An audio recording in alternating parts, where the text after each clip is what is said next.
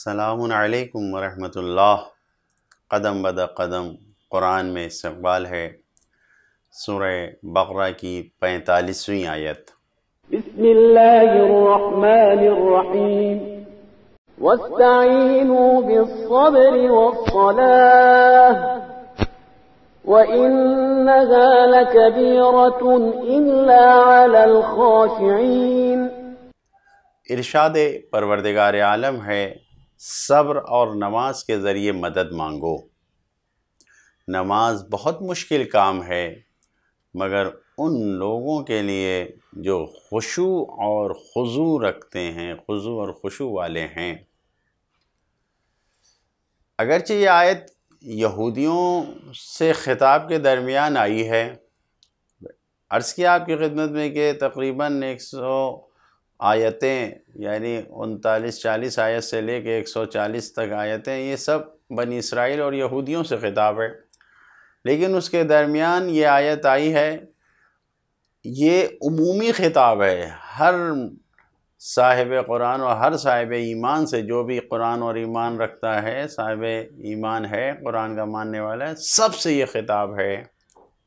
روایت میں ہے کہ علی ابن ابی طالب علیہ السلام کو جب بھی کوئی مسئلہ پیش آتا تھا، آپ فوراً نماز کے لیے کھڑے ہو جاتے تھے اور پھر اسی آیت کی تلاوت فرماتے تھے، وَاسْتَعِينُوا بِالصَّبْرِ وَالصَّلَاةِ۔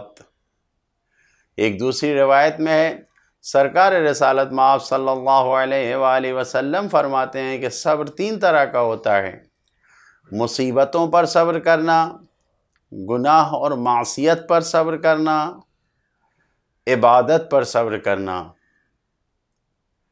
مصیبت آئی انسان کے سامنے، انسان اپنے ہوش و حواس کو کھو نہ بیٹھے۔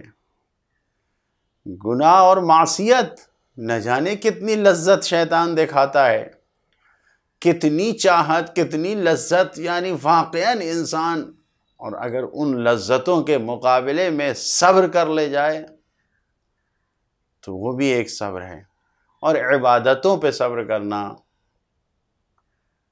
بہرحال محنت کا کام ہے، اسی لیے تو مولا کائنات نے فرمایا افضل الاعمال احمدها، برترین عمل وہ ہے جو سب سے زیادہ مشکل ہوتا ہے، سب سے زیادہ سخت ہوتا ہے، وہ سب سے بہترین اور برترین عمل ہے۔ روایتوں میں جو بیان ہوا ہے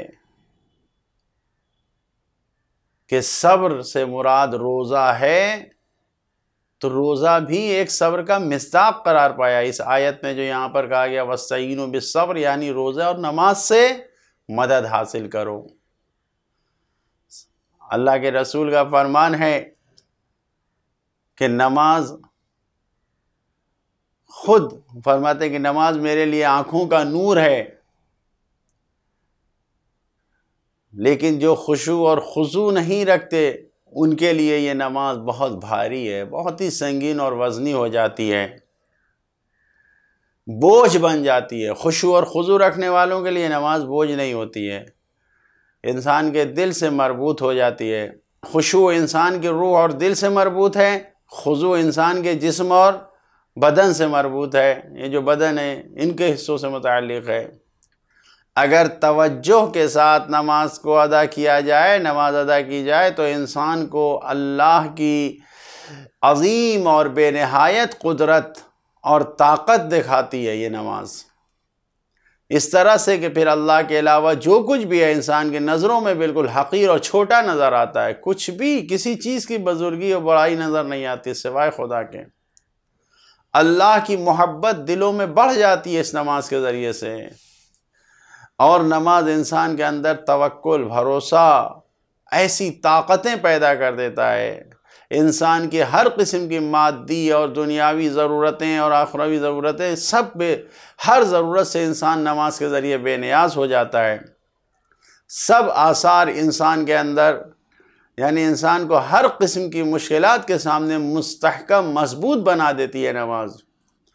صبر اور پائیداری تمام عبادتوں کی کنجی ہے۔ وَاسْتَعِينُوا بِالصَّبْرِ وَالصَّلَاةِ، تو صبر اور پائیداری یہ تمام عبادتوں کی کنجی کی ہے۔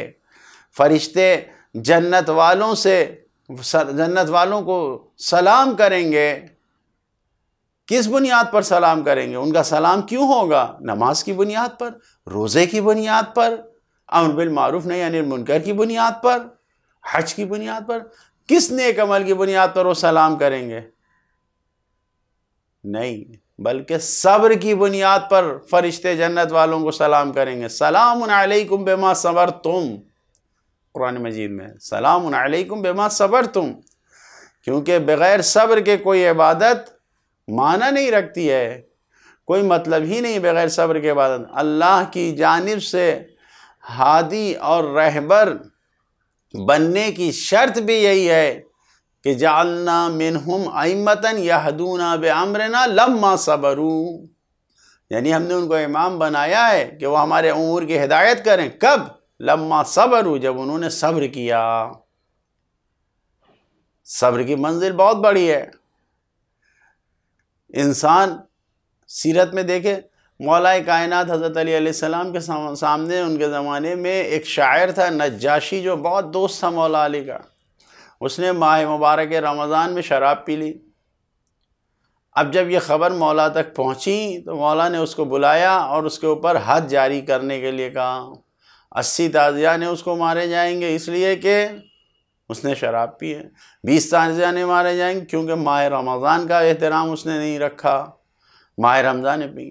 تو اب دوسرے لوگ آنے لگے. طارق جو ان کے قبیلے کا نجاشی قبیلے کا سردار تھا، کہنے لگے یا امیر المومنین اگر آپ نے ان کو سزا دی تو پھر پورے قبیلے والے سب جا کے معاویہ سے مل جائیں گے.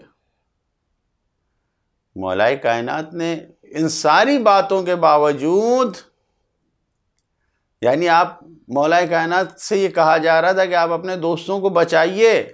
رئیس قبیلہ آ کے، سردار قبیلہ آ کے کہہ رہا ہے کہ اپنے دوستوں کو بچائیے آپ. لیکن مولا نے کیا کہا؟ انہا لکبیرۃ الا علی الخاشعین، یہ واقعاً بہت سخت ہے، بہت بڑی منزل ہے سوائے خشوع کرنے والوں کے لیے. مولا نے ذرہ برابر قدم پیچھے نہیں ہٹائے کہ اپنے چاہنے والوں میں کمی آ جائے گی لہٰذا اس کے اوپر سزا نہ جاری کی جائے. نہیں، مولا نے بالکل سزا جاری کی. اس آیت کے پیغامات ہی ہیں کہ صبر اور نماز تمام مشکلات کو حل کرنے کا عظیم وسیلہ ہیں. دوسرا پیغام ہے، جتنا زیادہ انسان اللہ کے سامنے عاجزی کا اظہار کرے اور بندگی کرے گا، جتنا زیادہ بندگی بندہ بن کر دکھائے گا تو اللہ کی مدد اتنا زیادہ حاصل کرنے میں کامیاب ہوگا. ادھر بندگی میں معراج پہ جاؤ، ادھر مدد کو حاصل کرنے میں معراج پہ آ جاؤ. مشکلوں کا مقابلہ کرنے میں کوئی مشکل ہو ہی کہ نہیں، سب آسان بن جائے گی انسان کے لیے. یہ جو ایاک نستعین کہتا ہے کہ ہم صرف اور صرف تجھ سے مدد چاہتے ہیں، تو یہاں پر واستعینوا بالصبر جو کہا گیا، ان دونوں میں کوئی تضاد اور ٹکراؤ نہیں ہے کہ یہ ایک دوسرے کی ضد ہیں. نہیں، دونوں ایک ہی خدا کا حکم ہے، کوئی ٹکراؤ اس میں نہیں پایا جاتا.